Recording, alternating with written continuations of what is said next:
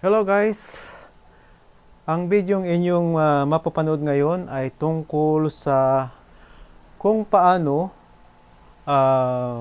mag-renew ng monthly subscription ng ating membro sa LiveGood.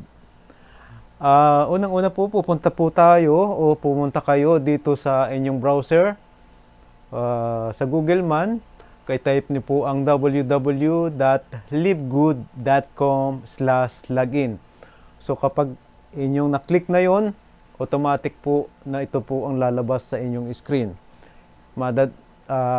Mapupunta po kayo sa website ng LiveGood na meron pong ganito ang inyong makikita na login. At ilalagay po ninyo, kukunin niyo po ang website ng inyong membro na i-renew. Bakit po? Ito po yon. Akin pong papaliwanag sa inyo. Yung username ng inyong membro at yung password. Tapos ilalagay na po natin yan. So, iyon na po siya. Ito na po ang kanyang website. Ito po ay sa aking anak. So, ginawa ko po itong halimbawa kung papaano pumasok or papaano i-renew ang kanyang monthly subscription or ang inyong membro.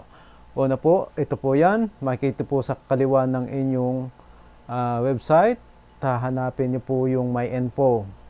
Para po makuha nyo yung kanyang ID, pupunta po kayo sa MyInfo. Ito po yon. Ang dahilan kung bakit po tayo pumunta muna sa kanyang website. Para po makuha natin yung kanyang LiveGood ID na gagamitin natin sa pagre-renew ng kanyang monthly subscription. So, maglalag out po na tayo. After po nating makuha nito, kukunin po natin yung kanyang LiveGood ID. Okay, copy paste. Okay, tapos ilalag out po natin ang kanyang web page. Okay, log out po tayo. Okay, so ito po yon. So ito po yon, after nating makuha natin yung kanyang LiveGood ID. So after po nating mag-log out sa kanyang website, pupunta po naman tayo sa sarili kong website para po i-renew yung kanyang monthly subscription gamit ang aking credit wallet. So after po natin, ganito rin po pupunta natin, www.livegood.com/login. So ito na po yon, yung web page na yon. So scroll down, ilalagay po natin, na-type ko na po yung akin bago po ating umpisahan ulit. Nandito na po yung aking username at saka yung aking password. So ito po, maglalagay na po tayo dito. Yan po. So after niyo po mag-login, ito na po ang inyong makikita sa web page. Dito po sa kaliwa, inyong makikita yung home, my membership, shop info, then pupunta po tayo sa my earnings. Sa baba, ito na po yon, my earnings. Pag na-click po natin yan, lalabas na po ang my earnings, yung page na my earnings. Dito po makikita nyo na nandito yung credit wallet na ating gagamitin sa pagre-renew ng monthly subscription ng ating membro or ng inyong bagong membro. Dahil po ang topic po ng ating bidyong ito ay para sa pagre-renew ng subscription, ito po. Gamit ang credit wallet, kiklik po natin yan. Then lalabas po yan, makikita nyo ang issue credit kung magkano ang laman ng inyong credit wallet. So makikita nyo po dito ang laman ng credit wallet. So ang isa pong halaga po ng isang subscription o pagre-renew, ang renewal ay $995. So ito po yon. Step 1, may ganun po, using credit type. So ito na po ito. Yan. Ilalagay po natin yung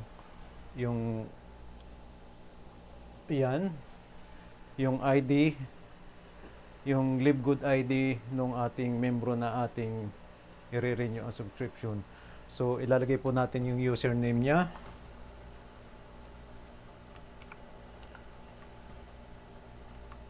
Yan po. So, i-click po natin sa baba. May dalawa pong pagpipilian dito, pero po ang ating target ay mag-renew ng membership fee. Ito po yon. So, kung i-click nyo po itong arong pababa, makikita nyo yung dalawa na yun, transfer credit or pay ng ating product na in-order o kaya membership. So, okay na po tayo dito. Hindi na po natin gagalawin yan. So, i-click po natin ang continue. Okay. Yan po ang inyong makikita. Step 2. Selection, nakalagay dyan. Ito po, hindi po ito. Pupunta pa tayo sa baba. Makikita po niyo kung product yan. So, dahil po ang target natin ay i-renew na ang kanyang monthly. So, hanapin po natin dito sa baba.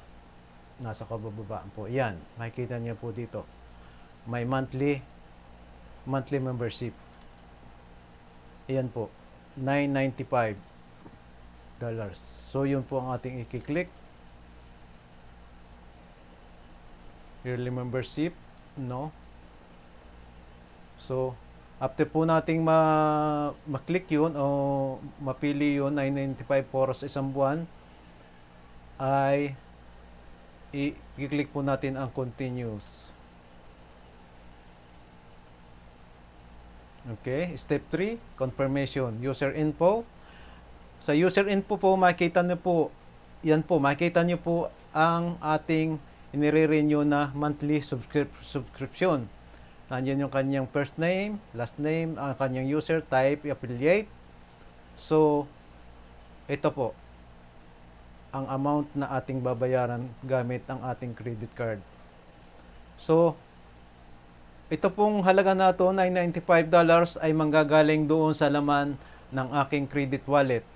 So, kiklik po nating issue credit.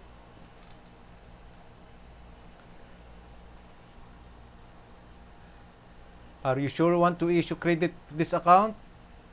Ayan, tatanungin po ninyo. After po na maklik yung issue credit, ito po magiging katanungan. Are you sure you want to issue credit to this account? So, kiklik po natin ang okay.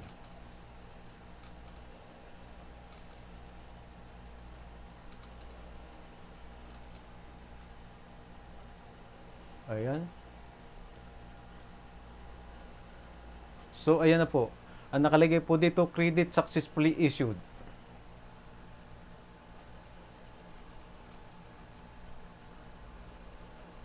Okay, yun na po. Nakita po nito, nabawasan na po ang ating laman ng ating credit wallet. So, ibig sabihin, narinig po natin ang kanyang monthly subscription. So, ganun lang po kasimple yun. So, salamat po at mabuhay po tayo. See you on top.